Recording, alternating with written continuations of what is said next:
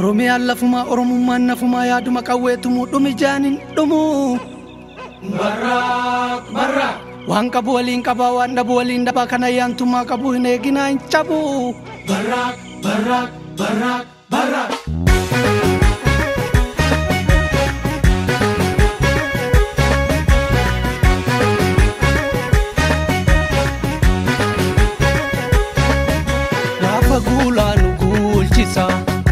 Gaafa duula nu dulchisa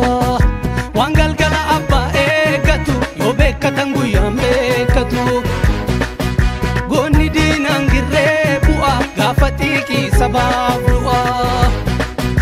gaafa roorro ilmi dhiiraa gaafa xiiqii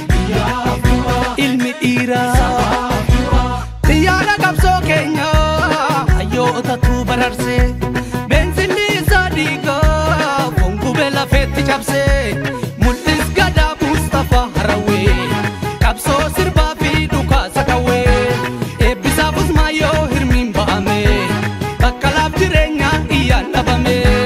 biddeen lafee daadhii baaburatti daaksifame ittoo foona caalu hundeessatiin godhame hin nyaannu jiraan du'aan oodee nuti hima baafanna gumaa koodee waleen ormaa sirna ofiif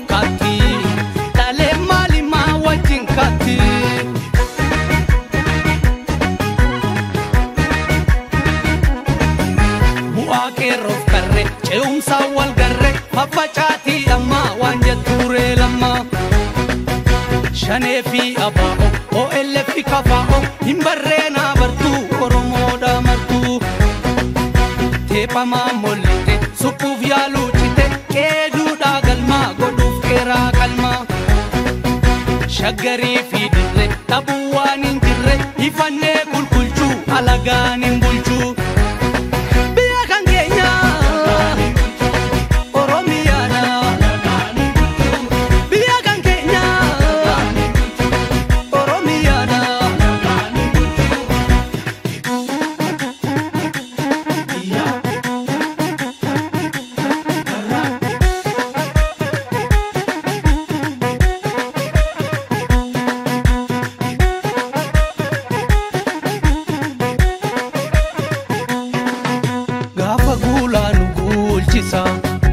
Gaafa duula nu dulchisa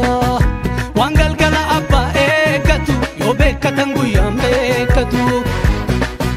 goonni diinaan girree bu'a gaafa xiiqii sabaaf du'a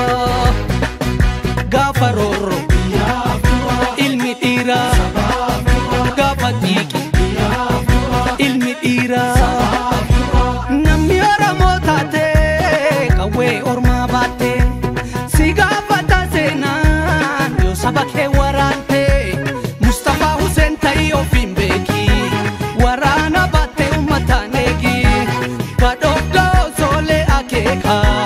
kaffaaloo miilatti dhabuu beeka abbaan gadaa beenuu bishaan mataa yaa'a dhaabata waliin laala sabaaf turreeka diddan Oromoo manni lama beeka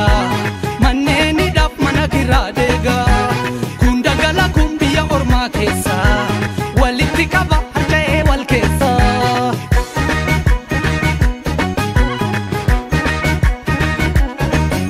karrayyuu fi oboo maatii torba sabbuu eegii hulaa weerartuu orgobbaa diinagdee nu cabsu soodareerra marsu hayyuu keenya hidhaa hin barbaannu cidhaa taaddedhaamee dura amantiin hafuura waliin nyaannu didaa tokkummaa waa fidaa Nadinya nubura gabrummaa xumurra hin qabnu kulkulchuu alagaan nun bulchuu